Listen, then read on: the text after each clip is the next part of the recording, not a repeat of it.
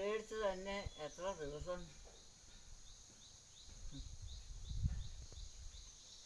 ഇവിടുന്ന് അവിടുന്ന് അവിടം വരെയുള്ള രീതി നീളമുണ്ട് തൊഴുത്തിന്.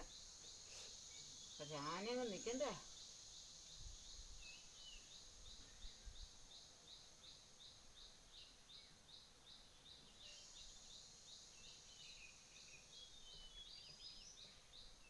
അവിടെ ഒരു മുതലാളിക്ക് 4-5 ആനയുണ്ട്.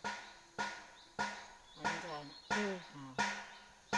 അതൊക്കെ ചേച്ച കൊണ്ടങ്ങ് ഇട്ട് കൊടുത്താൽ അവൾ നിന്നുണ്ട് എണ്ണും ചവച്ചും ചപ്പി എങ്ങനെയും തിന്നിട്ട് പിന്നെ അവളുടെ ഒരു കിടപ്പം കിടക്കും. ആന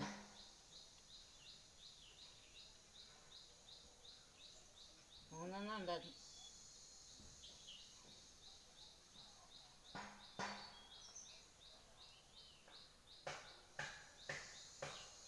അവിടെ എടുപ്പിൽ മുതലാളിന്നും പറഞ്ഞൊരു മുതലാളില്ല, മുതലാളിൻ്റെ ആനയാണ്.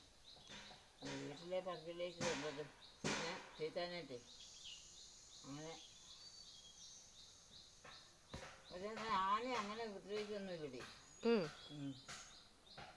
നമ്മളതിന് ശരിക്കും കുറച്ച് തീറ്റയും വെള്ളമൊക്കെ കൊടുത്ത് തന്നെ ചെറുതായിട്ട് തിന്നിട്ട് പിന്നെ അവിടെ കിടന്നു കൊടുക്കും. പിന്നെ കുറേ നേരമൊക്കെ കഴിഞ്ഞിട്ടേ എണീക്കുള്ളൂ.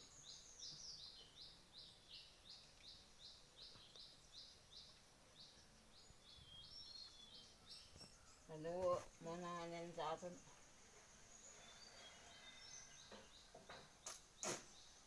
തിരുവിതാംകൂറിൽ പോയിട്ട് വന്നപ്പോൾ എന്നൊക്കെ മേടിച്ച് നല്ല മേടിച്ചെന്ന് തീറ്റയും വെള്ളമൊക്കെ ഉണ്ടാക്കി കൊടുത്ത് നോക്കുമായിരുന്നു.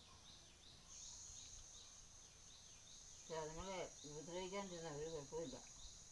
ചിലതങ്ങനെയല്ല, ചിലത് ഇത് ആനയാണല്ലോ നോക്കുന്നത്. തട്ടും മുട്ടുമൊക്കെ കൊടുക്കും, തല്ലും. ആന എവിടെയും വെട്ടുന്നു.